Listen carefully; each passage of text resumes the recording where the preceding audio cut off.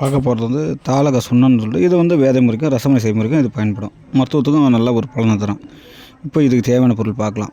நம்ம வந்து சுத்தி செய்த தாளகம் சுண்ணாம்பில் வந்து நம்ம ஒரு 5 தடவை வந்து தாளிச்சிட்டு தாளகத்தை எடுத்துக்கிட்டு துருசு 40 கிராம், அன்னபேதி 20 கிராம், படிகாரம் 20 கிராம், இந்துப்பு 20 கிராம் இதெல்லாமே ஒன்றா சேர்த்து எலுமிச்சை சாறு விட்டு அரைக்கணும். நல்லா அரைச்சி இதை ஒரு அகலில் வந்து 35 கிராம் தாளகத்துக்கு பாதி வச்சு அது மேலே வந்து இந்த அரைச்ச பொடியை நல்லா மேலே நல்லா சீல் பண்ணி இது மேலே வந்து நல்லா சிலமன் பேர் நல்லா வெயிலில் காய வைக்கணும். இது வந்து பார்த்திங்கன்னா 15 விரட்டில் புடம் போடணும்.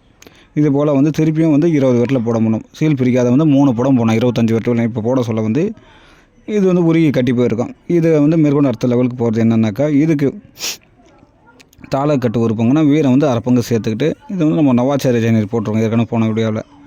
அதுபோல் அந்த நவாச்சார நீரை விட்டு நல்லா அரைச்சி வெள்ளத்தட்டி காய வச்சு இது வந்து 25 விரட்டில் புடம் போடணும். எடுக்க சொல்ல வந்து தாளகம் சொன்னோம்னா அப்படி மஞ்சளுக்கு செவலினா திருப்பியும் வீரம் சேர்க்கணும். 1/4 பங்கு இல்லை அரை பங்கு வீரம் சேர்த்து அரைச்சி திருப்பியும் ஊதணும். இப்போ சப்போஸ் இது நவாச்சாரம் இல்லைன்னா வெங்கார இது அண்டா வேர்க்கஞ்சி நீரை விட்டு அரைக்கலாம். அதுபோல் ஏதாவது சுண்ண வகை நீரை விட்டு பயன்படுத்திக்கலாம். இப்போ இதை போட்டு எடுக்க சொல்ல வந்து இது தாளக சுண்ணமாயிடும். இந்த சுண்ணத்தை வந்து நம்ம ரசத்துக்கு அரைக்கலாம். ரசம் கொஞ்சம் கொஞ்சம் விட்டு அரைக்க சொல்ல வந்து ரசம் மறைஞ்சு உருண்டை ஆகும். இதை வந்து நம்ம மேற்கொண்டு மணல் குப்பையில் எரிக்க சொல்ல எந்த ஒரு சென்றும் ஆகும். அதை நம்ம மேற்கொண்டு மருத்துவம் கொண்டு போகலாம்.